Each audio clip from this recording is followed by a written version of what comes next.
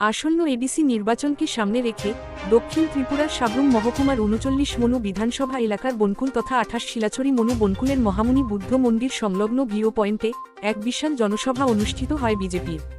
জনসভায় প্রধান বক্তা হিসেবে উপস্থিত ছিলেন রাজ্যের মুখ্যমন্ত্রী প্রফেসর ডক্টর মানিক সাহা।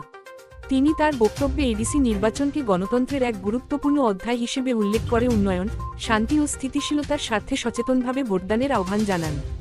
দক্ষিণ জেলার সার্বিক উন্নয়ন, যোগাযোগ ব্যবস্থার সম্প্রসারণ, শিক্ষা ও স্বাস্থ্য পরিষেবার মানোন্নয়ন সহ রাজ্য সরকারের বিভিন্ন প্রকল্পের কথাও তিনি তুলে ধরেন। পাশাপাশি এডিসি এলাকায় আরও উন্নয়নের প্রতিশ্রুতি দেন।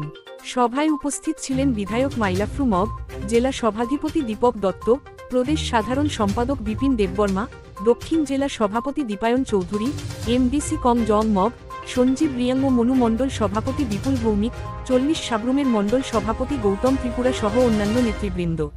এদিন বিভিন্ন রাজনৈতিক দল ত্যাগ করে ১০২ পরিবারের ২০৫ ভোটার ভারতীয় জনতা পার্টিতে যোগ দেন বলে দাবি বিজেপির। নবাগতদের দলীয় পতাকা তুলে দিয়ে বরণ করে নেন মুখ্যমন্ত্রী ও অন্যান্য নেতারা। জনসভা ঘিরে এলাকায় ছিল উৎসবমুখর পরিবেশ ও কড়া নিরাপত্তা ব্যবস্থা। আমরা জনজাতিদের জন্য কাজ করতে চাই এবং প্রকৃত অর্থে মানুষ বোকা বানাবার জন্য থানসা থানসা থানসা বলছে। আসলে কাজের কাজ কিচ্ছু নয়, নিজের যে বেস্টেড ইন্টারেস্টে নিজের স্বার্থে এই কাজ শুরু করছে, ভুল বোঝানোর চেষ্টা করছে এবং চারিদিকে আজকে এডিসির মধ্যে খালি লুটের রাজত্ব চলছে। কে কত বেশি লুট করবে সেই রাজকর্ম চলছে সেখানে। আমরা আমাদের যে যারা এখানে অডিট করতে গেছেন সমস্ত রিপোর্ট আমার কাছে আছেন, আমরা সবাই জানি কি হচ্ছে ওখানে।